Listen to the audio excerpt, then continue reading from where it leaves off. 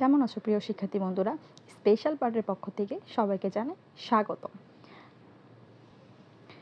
আজকে আমি নিয়েছি নবম অধ্যায়টির নাম সুনাম ও শেয়ারের মূল্যায়ন। এখানে আমরা বুঝতে পারছি যে অঙ্কটিতে মূল্যায়ন করা হবে, কোনো কিছুর ভ্যালু বের করা হবে। তো এই অঙ্ক থেকে দেখা যায় প্রতি বছরই আমাদের 10 নম্বরের একটি বড় ম্যাথ থাকে, মাঝে মাঝে 4 নম্বরের ম্যাথ থাকতে দেখা যায়, কিন্তু সাধারণত 10 নম্বরের ম্যাথ মাস্ট থাকে। তো আমাদের এই অঙ্কটি দেখব। এই অঙ্কটি শুরু করার আগে আমি তোমাদেরকে কিছু রুলস সম্পর্কে বলে দিতে চাই, কারণ কিছু জিনিস না জানা থাকলে এই অঙ্কটি শুরু করা একটু দুষ্কর হয়ে যাবে। তাই আমি তোমাদের জন্য কিছু রুলস মেনটেন করেছি, যার কারণে তোমরা এই রুলসগুলো যদি দেখো, আগে যদি শিখো, তাহলে অঙ্কটি তোমাদের জন্য একটু সহজ হবে। চলো আমরা রুলসগুলি একটু দেখে নিই।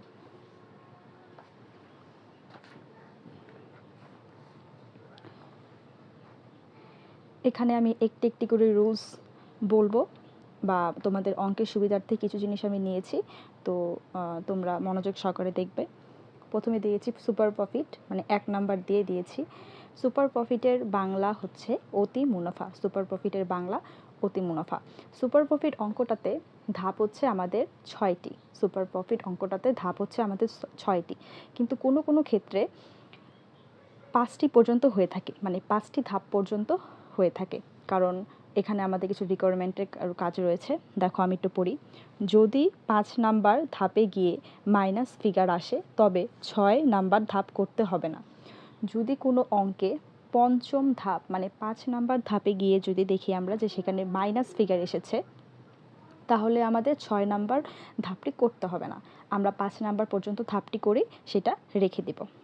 তারপরেরটা রয়েছে, গুড ওয়েলের সাথে যদি অ্যাট কস্ট লেখা থাকে তবে গুড ওয়েল সম্পদ হিসেবে ব্যবহার করা হবে, অন্যথায় গুড ওয়েল আর যাবে না।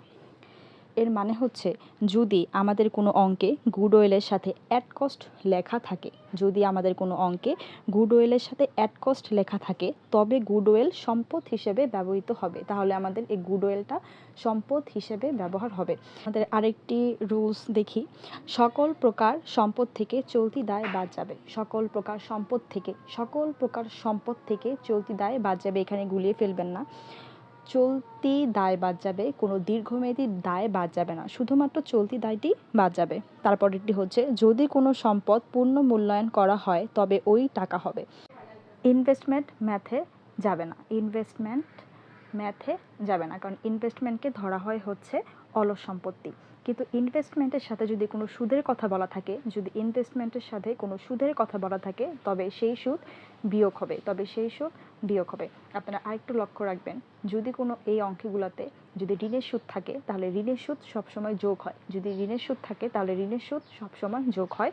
আর অন্য যে ধরনের কাজ হবে সবে কি হবে, এখানে বিয়োগ হবে। আর অন্য কোনো সমন্বয় যদি কাজ থাকে তাহলে বেশিরভাগই বিয়োগ হবে। তাহলে আমরা এখান থেকে কী জানলাম?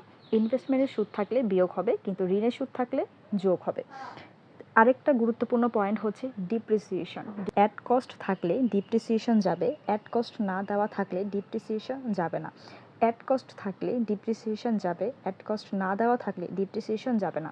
ডিপ্রিসিয়েশন এমন একটি পার্ট, এটা না দিলেও কোনো সমস্যা নেই। যদি কেউ ডিপ্রিসিয়েশন না দিতে চান তাহলে কোনো সমস্যা নেই।